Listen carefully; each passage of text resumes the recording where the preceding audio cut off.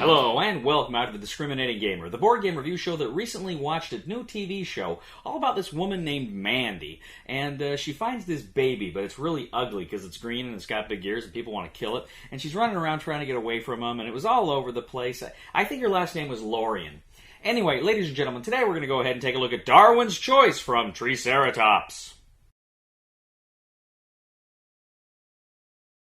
In Darwin's Choice from Treeceratops, 2 to 6 players are going to attempt to create the most adaptable and competitive animals in different biomes over the course of 4 game rounds. Now, this is a card game. Players are going to engage in a series of phases each round in order to, as I say, create these weird, wild, funky, genetically mutated animals. Now, when the game begins, you actually set out different biomes. You set out different biomes around the board, and these different biomes, of course, have different requirements. They have food requirements, whether they have, trees or meat, and they also have other conditions that are unique to that biome, if they're really cold or really hot. And what you're going to do then is, after you've set out all these biomes, on your turn, you can go ahead and essentially create an animal. You do that by putting out a head and a body. Now, you're going to get a number of different cards during the game, and you're going to get, I think, a total of 10, and they're either going to be kind of the bigger cards or the smaller cards. Usually the bigger cards are bodies or feet, and the smaller cards are heads or tails or wings or things like that. So you have to create an animal. You do that by creating the body and the head, and it's going to have some of those certain characteristics for certain biomes on there. Now, you also have the option of mutating cards, meaning you can add a card to make it more adaptable. You could add wings, you could add certain kinds of feet or certain kinds of tail, and these things will have more characteristics that will make the animal more adapted to its specific environment. You can also choose to migrate. You can move your animal from one location, from one biome to another that it might be more suitable for. Now, you also have some other actions. You can potentially trade with other players. I think there's also an option where you can have like a market there. And then you also can redraw your hands. You can discard and redraw cards. Now, the second phase is the evaluation. Essentially, you're going to look at all the characteristics of your animal that meet the specific requirements of that biome. Again, how hot is it? How cold is it? Etc., etc. You're going to go ahead and make sure that it fits those requirements. And then you're also going to make sure that it can eat. Now, each card has a number of hearts on it. Depending on the number of hearts, that's how many food tokens it needs. And again, some animals are going to be meat eaters, some are going to be plant eaters. You got to make sure that they're going to be able to eat. Whichever animal survives those first 2 parts there, it's going to get a Darwin point just for doing that.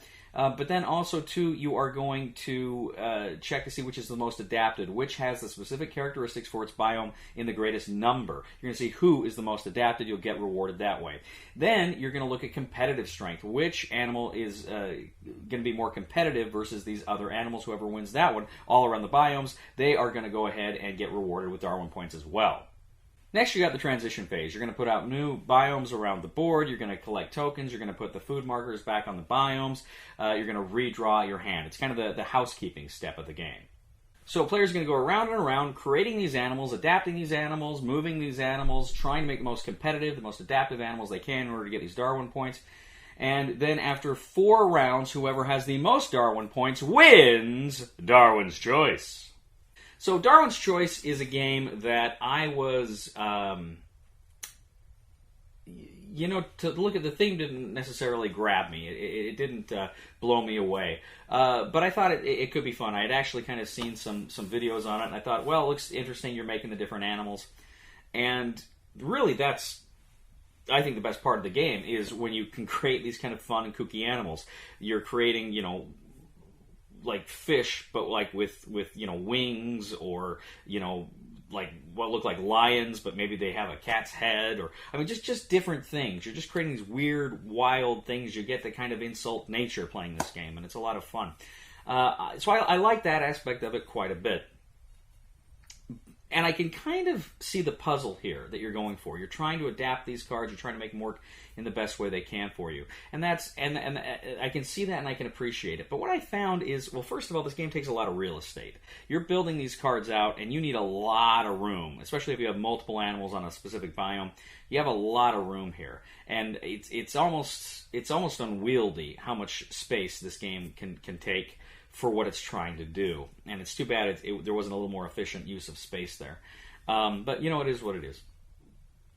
But as I'm playing the game, and as my friends and I are playing the game, this is a game too. It's kind of Euro-y, and it's very very mathy, and the theme as such comes through, as I say, when you're building the animals and stuff. But then it kind of almost feels like it's kind of gets lost in the mathiness, and consequently, it's you kind of feel like you're laboring each round. And I played this game, and personally, I kind of checked out of it when I was playing it. And I usually don't do that. Usually when I'm playing a game, and even if it's a game I'm not really on board with, I really try to stick with it up here as much as I can. And this is a game I just checked out of because it was, like I said, the theme only works to a point for me, and then the just kind of the numbers game. It was just a bit much. It just seemed, I don't know, it didn't mesh together well. Now, I've seen other people, other reviews of this game, and people have enjoyed it. And I think in the right mindset, some people will enjoy it and might enjoy it, but it's just not for me. It's I don't know. It's a little too convoluted. It's just a little too. It seems like it could be streamlined and it could probably work a lot better. But as it is, I was just really kind of disappointed in it. I don't know. I'm not prepared to say it's a bad game. I don't think it's a bad game, but I don't think it's a particularly good one either. That's just my opinion. So the recommendation for the discriminating gamer is try it before you buy it. But if you're like me, you'll probably like something else better. Thank you once again for joining us today on The Discriminating Gamer. As always, we ask you to please leave a comment for us on YouTube, on Board Game Geek, on our Facebook page, or on thediscriminatinggamer.com. We ask you to please like us on Facebook, subscribe to us on YouTube, and follow us on Twitter. We are The Discriminating Gamer. And you know, ladies and gentlemen, speaking of The Mandalorian, that TV series might have redeemed Disney Star Wars for me. Maybe? I don't know. Please somebody help me on my feet again. And I don't know where I'm going, and I don't know where I've been.